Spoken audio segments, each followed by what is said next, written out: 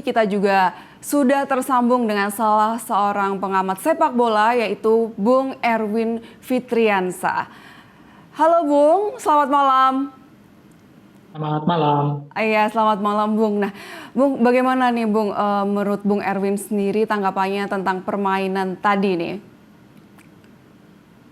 Eh, oke, menangnya hanya 1-0 terus lewat penalti. Tapi apapun itu, poin 3 ini harus disyukuri karena sangat penting untuk kelangsungan langkah Indonesia meskipun tidak bisa langsung lolos ya karena sudah dipastikan Jepang dan Australia yang lolos dan Indonesia kalaupun lolos nanti lolosnya ke babak keempat bukan punya tiket ke Piala Dunia langsung gitu ya. Jadi kemenangan yang harus diapresiasi, harus disyukuri. Hanya saja memang kita masih tunggu hasil Bahrain lawan Arab Saudi kan nanti. Kalau misalnya Bahrain ini gagal menang dari Arab Saudi, apalagi kalah, baru tiket ke babak keempat ini akan kita dapatkan. Tapi sekali lagi permainannya masih ada PR gitu ya. Meskipun memang kita mendapatkan poin penuh malam ini.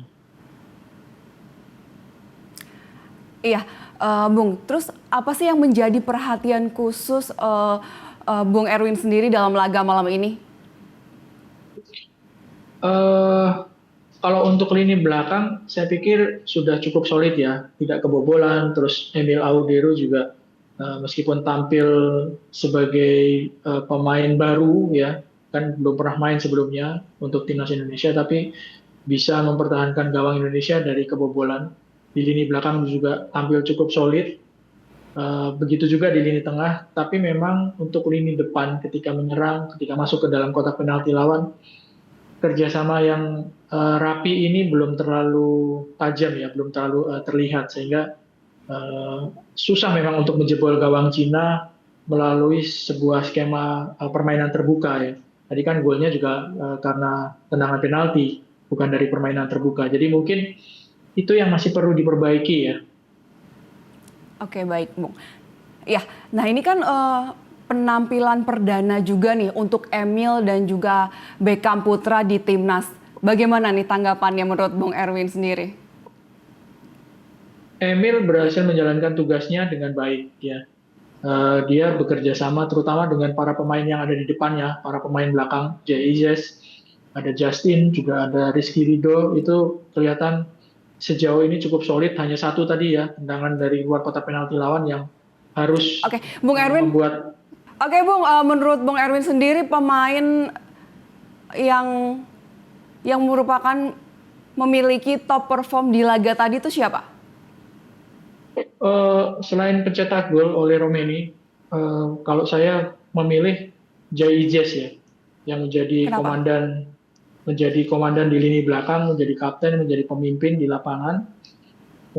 Dia berhasil membuat lini pertahanan Indonesia itu tampil sangat solid.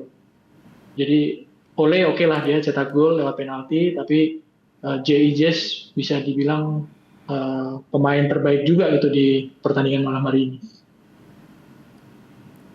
Oke, menurut Bung Erwin sendiri nih, apakah dukungan dari supporter Indonesia ini mempengaruhi kemenangan timnas malam hari ini?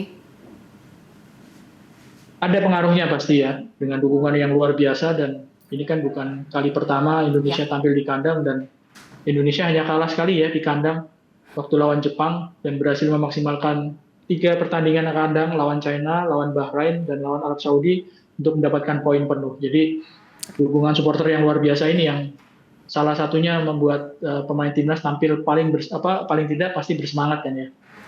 Bung Erwin, bagaimana nih Bung, tanggapan Bung Erwin sendiri nih tadi setelah ada juga nih tanggapan dari Ketua Umum PSSI Bapak Erick Thohir? Ya, paling tidak Indonesia harus bisa mengamankan ya di posisi 3-4 kan ya. Iya. Kalau di posisi 3-4, tentu kita harus bekerja ekstra keras karena yang bertanding di sana sudah pasti juga lawan-lawannya tangguh gitu kan ya. Sejauh ini kan ada Oman, ada Qatar, mungkin Arab Saudi, ada Uni Emirat Arab dan mungkin Irak gitu. Jadi memang harus dipikirkan kalau Indonesia benar-benar lolos dan ada kesempatan untuk melakukan uji coba tadi Pak Ketua Umum juga bilang lawan Lebanon dan Kuwait itu juga benar-benar harus dimaksimalkan untuk mematangkan tim supaya semakin solid gitu.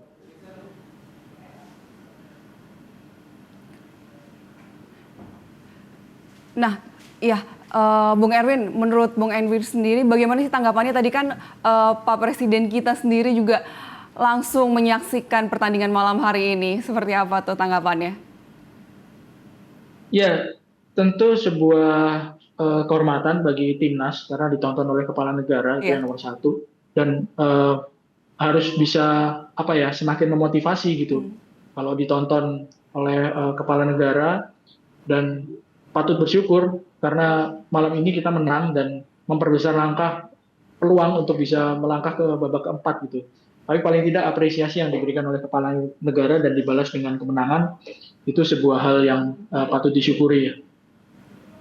Ya, sangat luar biasa ya, Bung ya. Oke, tanggapan Bung Erwin nih, dengan China bermain pragmatis dengan mengandalkan serangan balik, bagaimana nih tanggapannya nih, Bung? Ya, ini kan lawan yang nggak mudah dikalahkan juga Iya. sebetulnya. Ya, Indonesia menang harus lewat ada tendangan penalti, dari open play juga gagal untuk mencetak gol meskipun ada beberapa peluang tadi. Eh, Lawan yang mungkin nggak dihadapi oleh Indonesia di pertandingan-pertandingan sebelumnya dengan gaya seperti ini gitu ya, dengan Hmm. gaya yang benar-benar pragmatis gitu.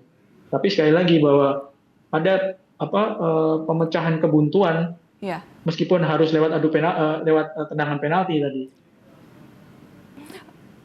Bagaimana sih menurut Bung Erwin sendiri tanggapannya dalam menghadapi Jepang di laga berikutnya? Oke, Jepang itu kan sudah pasti lolos ya ke Piala Dunia, sudah dapat tiket dan tadi Jepang kalah lawan Australia meskipun mainnya di Australia memang ya. Sementara Indonesia harus bertandang 5 hari lagi, tanggal 10 bertandang ke Osaka, ke Jepang. Kalau misalnya Indonesia sudah mendapatkan tiket untuk ke babak keempat, ini kan kondisinya kalau misalnya Arab Saudi menang atau seri lawan Bahrain di pertandingan malam hari ini, itu Indonesia mendapatkan sudah pasti lolos ke babak keempat.